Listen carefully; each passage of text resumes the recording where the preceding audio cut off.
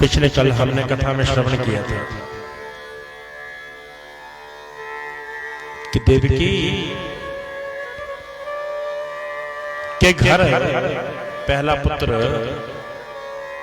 पैदा हो चुका है।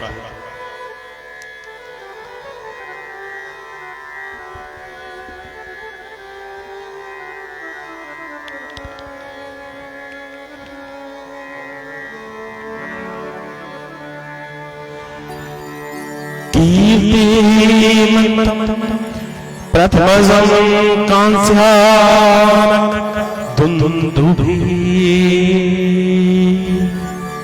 अपर्यामासे कुक्षुत्रे सोनतादते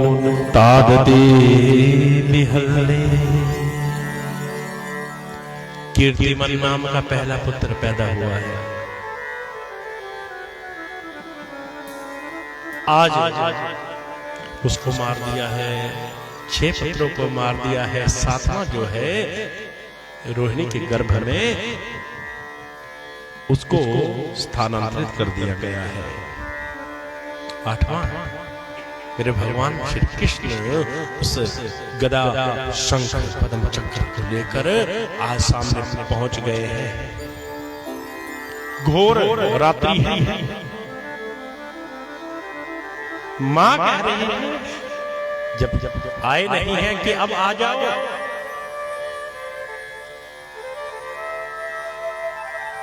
देखो देवकी का भी एक चरित्र है, बड़ा मार्मिक चरित्र है। कोई सुनने वाला नहीं है उस अबला।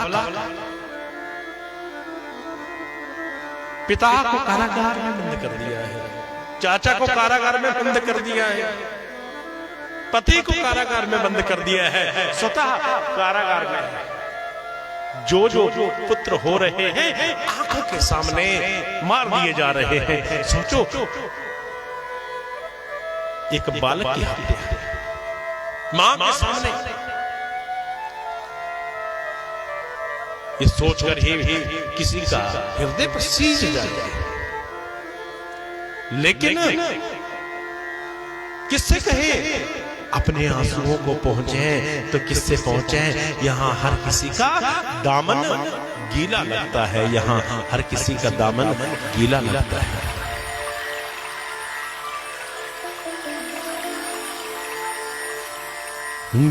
भूख लगती है, प्यास लगती है, आस भी अब तो बेआस लगती है। कैसे आऊं द्वारिका जिंदगी भी उदास लगती। कोई सुनने वाला नहीं है उस अबला का। जो सुनने वाला है कौन भाई, वो सुनता नहीं है। मेरे भगवान कह रहे हैं कि आ जाओ, अब देर मत करो मेरे कान्हा, अब देर मत करो। लेकिन मेरे भगवान कह रहे हैं मैया आ तो मैं जाऊंगा, लेकिन थोड़े से मैं इस बार मर्यादा में नहीं उद्यम करूंगा। कहा सत्य है आप आ जाओ। कहा मैं गोपियों की मटकियां में तोड़ूंगा। बोला वो भी सत्य है आ जाओ। रास करूंगा। बोला वो भी सत्य है। और सुनो मैं चुपचाप नहीं बैठूंगा, अगर कोई मुझे मारने लगेगा तो मैं उसको भी मार दूंगा। वो भी सत्य है। बोला मैं गौओं को चराऊंगा, वो भी सत्य है। बोला मैं बछड़ों को गौओं का दूध भी पिला दूंगा और फिर मारना मत मुझे। बोला वो भी सत्य है। 8 बार सत्य सत्य सत्य सत्य कहते हैं।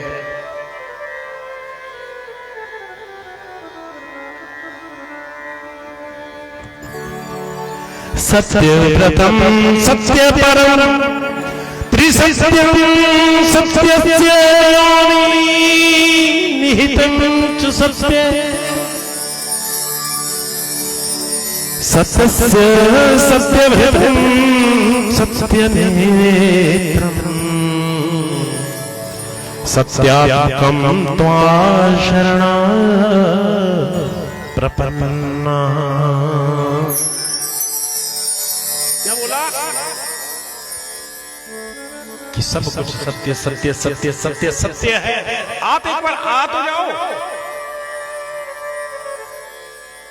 हमें सब कुछ आपका स्वीकार्य है, सब कुछ आपका स्वीकार है। एक बार आ तो जाओ। आज मेरे भगवान आ गए। कल हमने कथा में सुना है, जय जय श्री राधे श्याम, जय जय जय श्री राधे श्याम, जय जय जय श्री राधे श्याम। और मेरे भगवान उस घोर रात्रि में समस्त ब्रजमंडल सोया हुआ है, कह रहे हैं माता से कि मां ठीक इसी समय मुझे आधी रात्रि में ही मथुरा से गोकुल में पहुंचा देना, और नंद के घर में इस समय एक कन्या ने जन्म लिया होगा, उसके साथ मुझे स्थानांतरित कर देना है। परीक्षित को लक्षित कर कर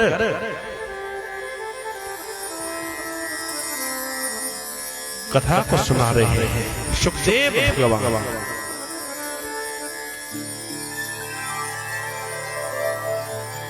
लेकिन हुआ क्या परीक्षित, जैसे ही जा रहे हैं वो बेड़ियां, वो ताले, सब कुछ खुल जा रहा है स्वतः। परीक्षित कह रहे हैं कि आश्चर्य है, ये कैसे हो सकता है। कह रहे हैं कि जब जब हम भगवान का लक्ष्य लेंगे, जब जब हम भगवान का लक्ष्य करेंगे, हम इन माया के बंधनों से मुक्त होते जाएंगे। अब चलते हैं आगे। मेरे भगवान आज उनको लेकर जा रहे हैं। डलिया में डाला हुआ है, डलिया में लेकर जा रहे हैं। चंद्रमा की खुशी का कोई ठिकाना नहीं है। मानो दुल्हनों की तरह, जैसे नई नवेली दुल्हन होती थी, उन दुल्हनों की तरह बादलों में छुप छुप कर अपने वंश में आए हुए भगवान श्री कृष्ण को निहार रहा है। क्योंकि भाद्रपद मास में बादल होते हैं, छुप छुप के देख रहा है। डलिया में लेकर वासुदेव जी जा रहे हैं। पूरा ब्रजमंडल सोया हुआ है। अब सबके मन में भाव आ रहा है कि कुछ दे। ऊपर कौन है? बादल। बादलों के मन में भाव आया कि हम कुछ दे दें। अब बादल क्या दे सकते हैं? पानी की बूंदें, एक दो बूंदें सोचा दे देते हैं। लेकिन जब आनंद उमड़ता है ना, तो कोई देखता नहीं है कि 10 आए या 20 आए या 50 आए या 100 आए। जैसे जब माँ का बेटा बारात उस पालकी में बैठता है और वो छंड से लेते हैं ना, तो माँ थोड़ी देखती कि 10 रुपए आए हैं या 20 आए हैं। ऐसा होता है क्या? जितने आए उतने लुटा दिए। वैसे ही बादलों के मन में आज भाव आ रहा है कि क्या करूं, कुछ ना कुछ दूं। बारिश की बूंदें नहीं देंगे, लेकिन खुशी में ज्यादा ही बूंदें दे दी। अब शेषनाग जी वहां पर आ गए और छत्र कर दिया। अरे इतनी थोड़ा, भगवान है तो क्या, अवतार लेके आए हैं, सब कुछ विज्ञानिक ही तो है। भगवान कभी प्रकृति से छेड़ते नहीं हैं, जबकि अपने आप उन्होंने बनाई है, लेकिन छेड़ते कभी नहीं। इसलिए शेषनाग जी वहां पर आ गए, छत्र कर दिया है। करदम के जो पेड़ हैं उनके फूल जो लगे हुए हैं, करदम के पेड़ों के मन में भाव आ रहा है कि हम भी कुछ प्रभु के चरणों में अर्पित करें, लेकिन कैसे करें? यमुना जो है उन्हें भक्ति, और भक्ति क्या है? भगवान की पत्नी। मन में भाव आ गया है कि हम भी कुछ दें। अब दें तो क्या दें?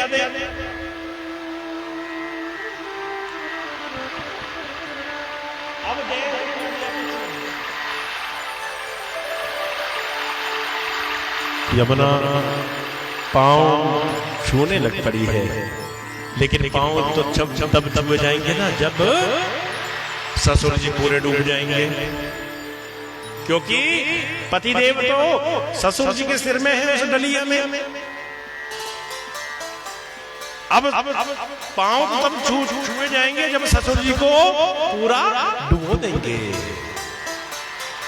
अब यमुना नदी में लहरें तीव्र हो रही हैं,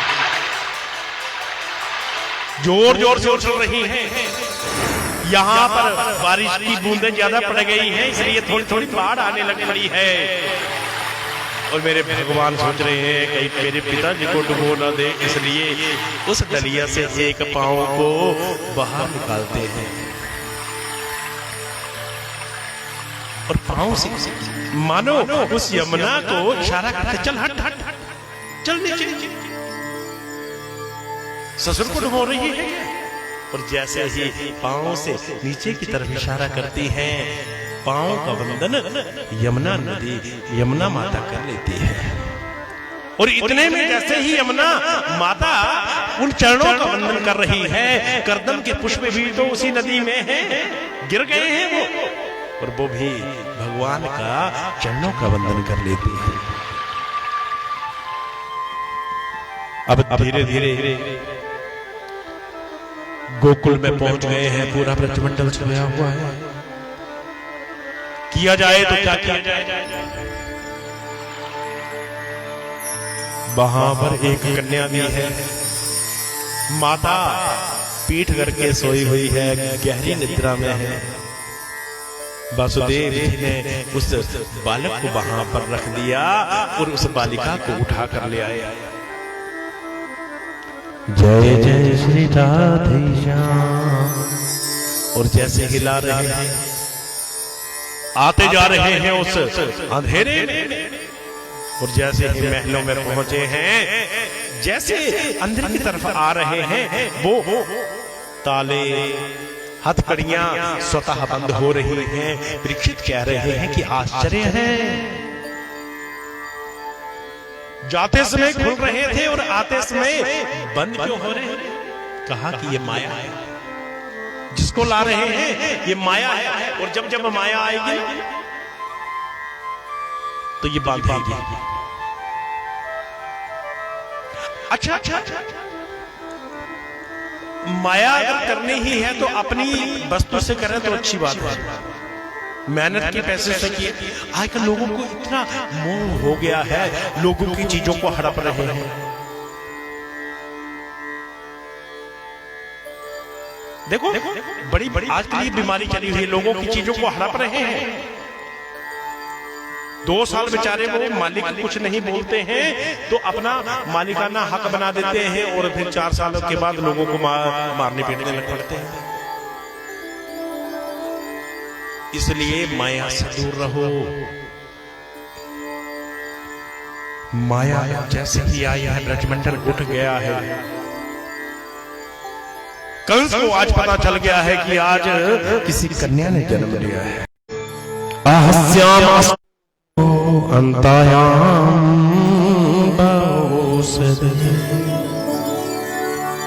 कि इसी का जो अष्टम गर्भ है वो तुम्हारी मृत्यु का कारण बनेगा। अब याद आ गई है कि अरे यहां तो बेटा या बेटी कुछ लिखा नहीं था, अष्टम गर्भ लिखा है कि 8वां गर्भ तुम्हारी मृत्यु का कारण बनेगा, कुछ भी हो सकता है। इसलिए उस कन्या को मारने चल पड़ता है और जैसे ही मारने लगता है वो कन्या जो है मस्तिष्क में प्रहार कर कर दूर चली जाती है। कहती है कि मया हत्यान्त जाता खलु तवां कृता यत्र वक्रका पूर्वं शत्रुं हिंसे कृष्णान प्रीता। एक बार जोर से बोलेंगे राधे राधे। लगता है सन्यानावासी यूं का स्टैंडर्ड टाइम जो है 4 बजे का है। अगली बार गुरुजी निवेदन है कि कथा 4 से 7 बजे तक रखे करें। आते ज्यादा है लेकिन आते कब है? 4:30 बजे। रेस्ट करते हैं होंगे शायद। चलो आते तो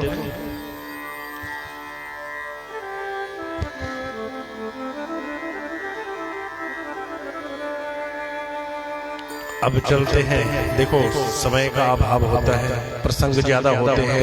फेसबुक में जो भी हमारे साथ जुड़ रहे हैं बहुत बहुत साधुवाद। मैं नाम अभी तो नहीं ले पाऊंगा क्योंकि अगर किसी का नाम गलती से रह गया बोलते हुए तो नाराज हो जाएंगे।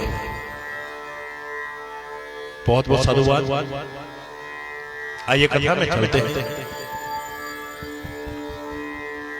अब गोकुल में पुनः चल रहे हैं। नंद बाबा गौशाला में रहते हैं। अच्छा ये उत्तर प्रदेश की तरफ ये पहले से ही आदत है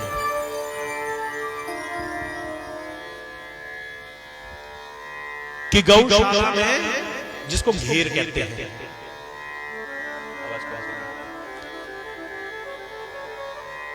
गौशाला में पुरुष ज्यादा रहते हैं, स्त्रियां घरों में। नंद बाबा गौशाला में हैं, सिर में हाथ रखे हुए हैं, कह रहे हैं कि छोरा होगा या छोरी होगी, छोरा होगा या छोरी होगी। क्योंकि संतान होनी है, बुढ़ापे में पहुंच चुके हैं। संतान सुख नहीं था लेकिन बुढ़ापे में अब सुख आ ही रहा है, तो सोच रहे हैं कि जो भी हो ठीक है। अब भाभी के घर में संतान होनी है। नंद से पहले ही डेरा लगा देती थी। आजकल तो ये रिवाज ही नहीं रही। नहीं तो पहले क्या होता था कि ननद जो होती थी महीना 15 दिन पहले आ जाती थी। क्यों? अगर भतीजा हो गया तो सूट तो मिलेगा, कम से कम बधाई तो मिलेगी। नंद बाबा की बहन जो है वो नंदा, वो आज आ चुकी है। 15-20 दिन पहले पहुंच चुकी है और आज देख रही है कि मेरी भाभी रोज ब्रह्म मुहूर्त में उठने वाली आज क्यों नहीं उठ रही है, जरा देखो तो सही। लेकिन देखती है, क्या देखती है? भाभी को गहरी नींद सोई हुई है लेकिन एक चद्र में लिपटा हुआ न जाने बालक है या बालिका पांव को चला रही है या रहा है। और जैसे ही उसने देखा उसकी आंखों में अश्रु झरने लग पड़ते हैं। कहती है कि हे प्रभु, मेरे भैया ने गौओं का, ब्राह्मणों की जितनी सेवा की है उसका फल तुमने आज उनको ये संतान देकर दे दिया है। तेरा लाख लाख आभार। लेकिन कृपा एक करना कि इस बार छोरा दे देना ताकि उसका वंश चल पड़े मेरे भाई का। उसके बाद भले ही इतनी छोरियां दे दे। डरती डरती हुई चद्र को उठा रही है। जैसे ही चद्र को उठाया, बोल वृंदावन बिहारी लाल की, बोल वृंदावन बिहारी लाल की, बोल वृंदावन बिहारी लाल की। छोरा देखा और आंखों के आंसू रुक नहीं पा रहे हैं। दौड़ती दौड़ती अपने भैया के पास गई, भैया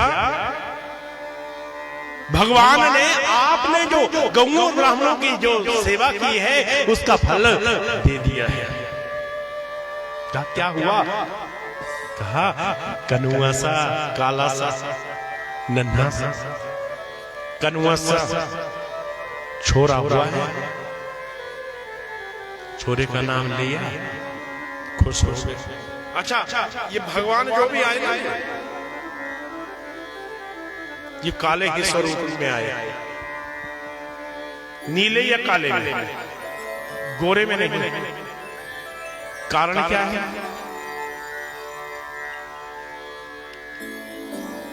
आंखें जब बंद करते हैं हम तो क्या दिखता है हमें? पहले अंधेरा, अंधकार से फिर प्रकाश की तरफ जाते हैं। तो निराकार स्वरूप साकार क्या है कि वही पहली जो ये है वो सांवली है, तो इसलिए सांवले ही रूप में वो आए हैं।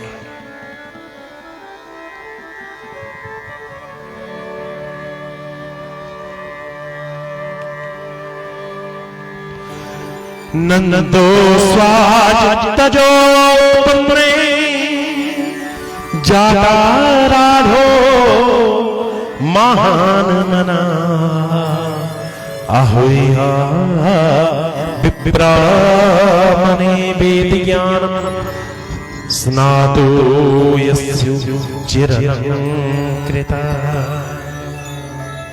नंदो स्वाज तनो तुमने, नंद के घर में आज आनंद आ गया है, उत्पन्न हो गया है।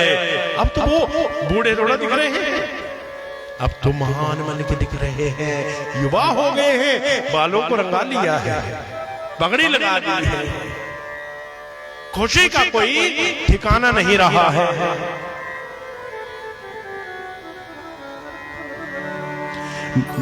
और वाचते सस्त्यं जात कर्मामजस्यमति कार्यमाशा विधिवतं पितृदेव यार्चनम्। स्वस्ति वाचन कर रहे हैं, ब्राह्मणों को बुलाया है, स्वस्ति वाचन करवा रहे हैं और सारे देवी देवताओं का धन्यवाद कर रहे हैं। अब ये बात जो है गोपियों तक पहुंच गई है। अब ये गोपियां कौन है? भगवान से वचन लेके आई हैं कि सुनो, जब जब मेरे भगवान का अवतार हुआ उनके मन में आ गया कि ऐसा पति हमारा हो, माताओं के मन में आ गया ऐसा पुत्र हमारा हो, बालकों के मन में आ गया ऐसा सखा हमारा हो। जब मत्स्य में गए तो मछलियों के मन में भाव आ गया कि ऐसा पुत्र पति हमारा हो, पुत्र पति मित्र। कहा इस बार नहीं, कृष्ण अवतार में मैं तुम्हारी ये इच्छा को पूरा करूंगा। कच्छप अवतार में, राम अवतार में, जब मेरे भगवान स्वयंवर में खड़े हैं और माता सीता वरमाला डाल रही है तो उन गोपियों, उन सखियों के मन में भाव आ रहा है कि ऐसा ऐसा पति हमारा हो। एक बार तो आंख उठाकर देख ले, लेकिन मेरे राम है आंख नहीं उठा रहे हैं। मन ही मन में बात चली हुई है, कहा इस बार नहीं, मर्यादा पुरुषोत्तम मर्यादा स्वरूप में आया हूं, अगली बार जब मैं आऊंगा तो आप सबकी इस इच्छा को पूरा करूंगा। इतने में आज हुआ क्या? गोपियां जो है, एक जो है 95 वर्ष की होगी, दांत है नहीं, दिखाई कम देता है, सुनाई कम देता है। पूछ लिया, अरे ये हल्ला क्यों पड़ रहा है, क्या भयो, क्या हुआ? होली खेली जा रही है, किसकी? माखन की। मुंह खोला, दांत है नहीं, मुंह और खुला। किसी ने माखन का पेड़ा हमारा घट में उतार दिया। कहा क्या भयो? कहा नंद के घर आनंद हुआ है। अच्छा, उसने देखो गोपी ने श्रृंगार की वो वस्तु में रखी हुई है कि जब आनंद आएगा उस दिन में 16 श्रृंगार करूंगी। आज 16 श्रृंगार करने जाती है, लेकिन आंखों में दिखाई कम देता है ना। आंखों में लगाने वाली चीज उसको होठों पे लगा लेती है, और होठों पे लगाने वाली चीज को आंखों में लगा लेती है। काजल जो है वो होठों में लग गया है, और जो लिपस्टिक जो होती है वो आंखों में लगा दी है, और चमक चमक कर दी जा रही है। होली खेली जा रही है, ड्रेस कोड बना दिया है कि सब पीले वस्त्रों में आएंगे। कोई अगर किसी और में आया तो उसका इलाज क्या था, एक कुआं खोदा था, दही और हल्दी उसमें मिलाकर रखी थी, पीला बना दिया था उसको। जो भी आता सफेद कपड़ों में उसमें डालते, जब बाहर निकलता तो वो पीला हो जाता।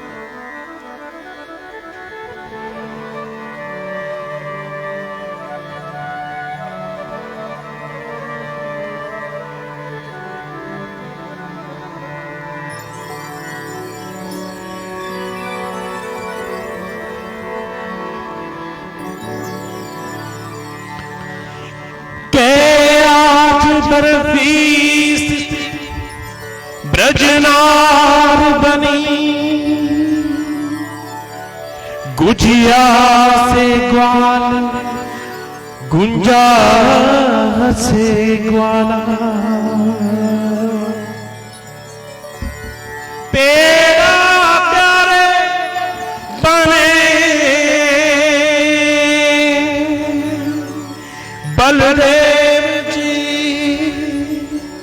रस खीर सी रोहिणी रसाला। आज बर्फी सी हर नार बनी गुंजा से गोप, गुंजा से ग्वाला की नवनीत। नवनीत किसको कहते हैं? माखन का पेड़ा। नवनीत से बने बलदेव जी रोहिणी रस खाना रसाला, जैसे खुर्रम होता है खीर टाइप की वो।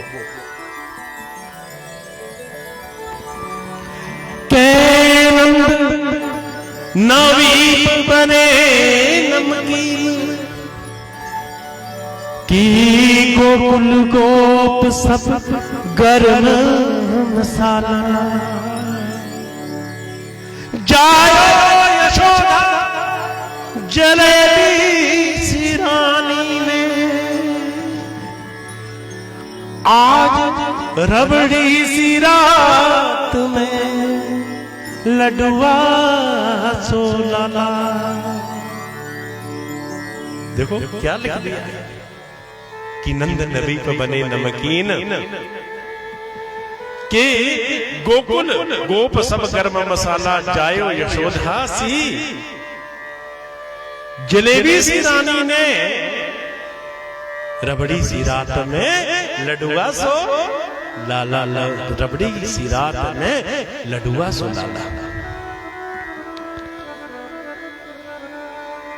एक बार जोर से बोलेंगे जय जय श्री राधे।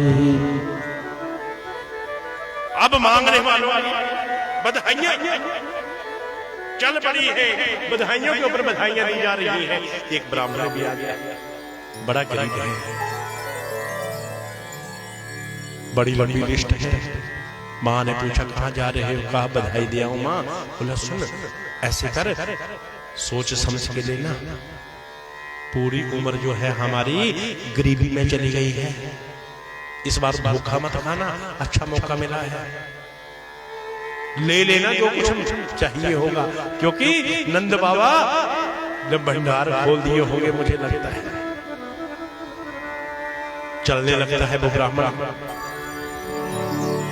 कि मेरे घर आनंद भयो,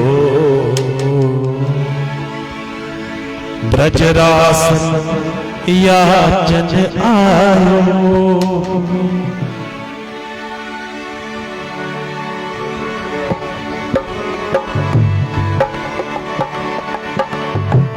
मेरे घर आनंद भयो ब्रज रासन याचन आयो। अपने अपने मन के पठयो सठ परिवार पठायो। आज आते हैं आज आते हैं सारे मांगने, कहते हैं ब्राह्मण को पहुंच गया है नंद बाबा के घर। बाबा बड़ी खुशी हुई। कहा मांग, क्या मांगना है? बोला बड़ी खुशी हुई, लेकिन जैसे ही मैं घर से चला सबसे पहले मुझे मेरे ताया जो है वो मुझे मिल गए। कहा तू जा रहा है तो मेरे लिए भी मांग लेना। कहा क्या मांगा है उन्होंने? मेरे तात कहो समझाई मोह, तू जाय आशीष दीजे।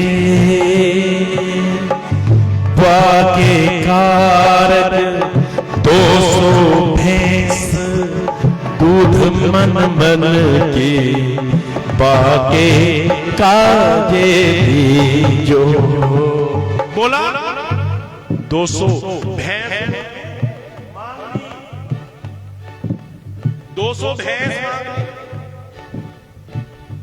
बोला भैंस है तो हम रखते नहीं। बोला फिर क्या किया जाए?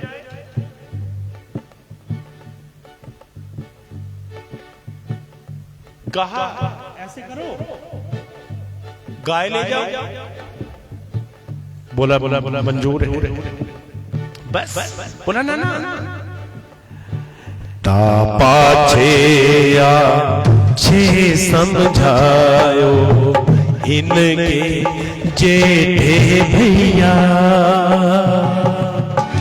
बाके काजे दीजो बाबा सुलभ 700 गैया। बोला जैसे ही 200 भैंसें मांगी, पीछे से बड़े ताया आ गए। बोले इसके लिए 200 तो मेरे लिए 700 मांगना। नंद बाबा कहते हैं कि तुम्हारे ताया की उम्र क्या है? बोला बस यही 2-4 साल कम होंगे 100 से। बोला क्या इतने दूध को पीकर वो फिर से जवान होना चाहते हैं क्या? दिए। बोला फिर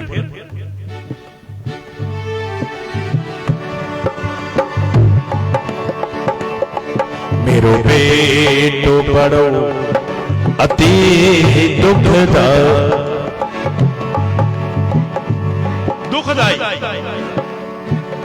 क्या बोला? मेरो बेटो बड़ो अति दुखदाई। बड़ा दुख देता है मुझे, जब आने लगा तो फिर से दुख देने लगा। जैसे ताके साथी बाके काजे दीजो बाबा सुलग 8-10 हाथी। कहते हैं कि बोला जैसे ही मैं चला, मेरा बड़ा बेटा जो है वो कहने लग पड़ा कि मेरे लिए 8-10 हाथी मांग लेना। बोला बस। बोला ना छोटो सुत अति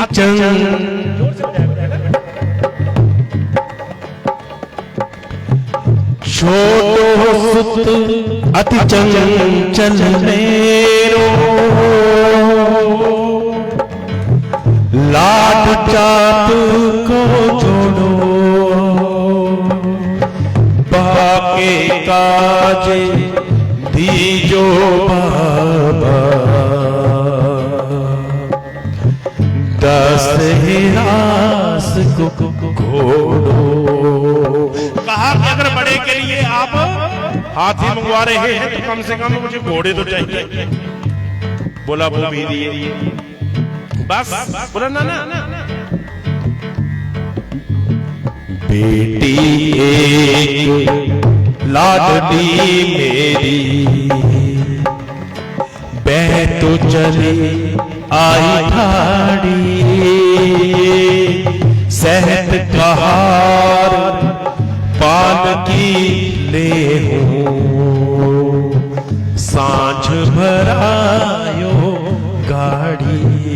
कहा बड़े भाई के लिए हाथी, छोटे के लिए घोड़े, तो मेरे लिए कम से कम पालकी तो देने पड़ेगी। और नंद बाबा से कह देना कि कहारों का खर्चा भी आपको देना पड़ेगा।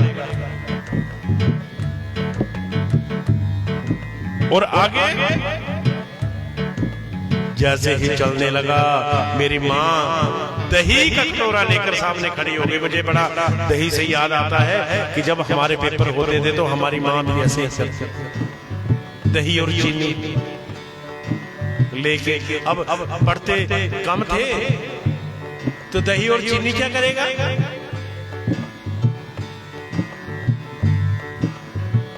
लेकिन ये सोच होती है कि दही चीनी से शुभ कार्य होता है, अच्छा होता है सब कुछ।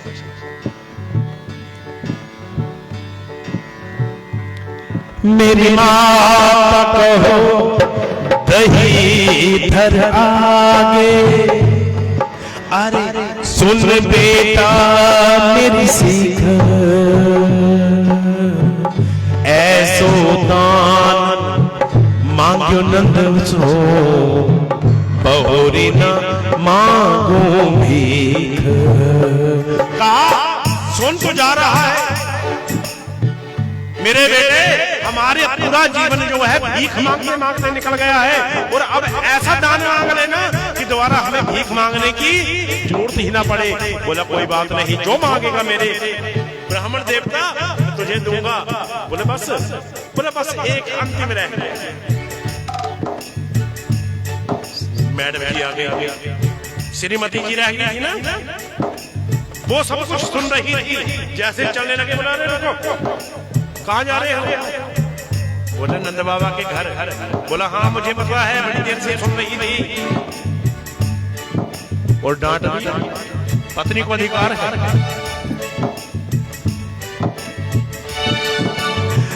तब बोली मेरी घरवाली, तुम नीके जइयो, नीके झुक के।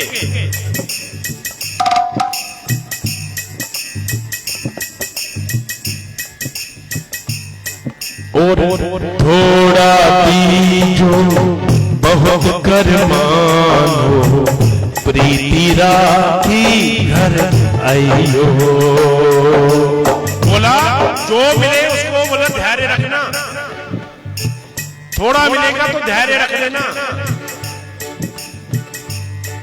जो मिलेगा। इतना सुनकर नंद बाबा ने देखा कि अरे देखो कितने मेरे लिए कितना चिंता करते हैं, थोड़ा मांग कर। कह रहे हैं कि थोड़ा दे तो बहुत कुछ मांग, समझ लेना उसको।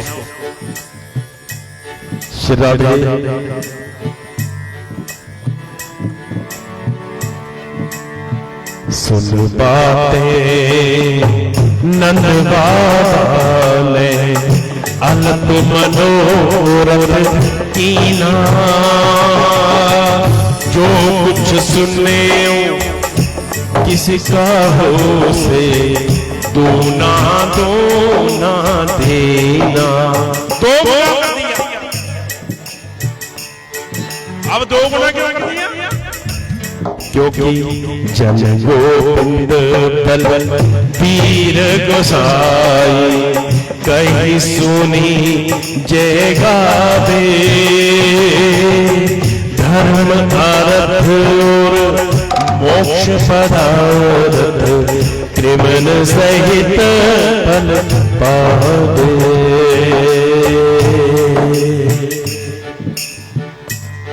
जय जय श्री राधे।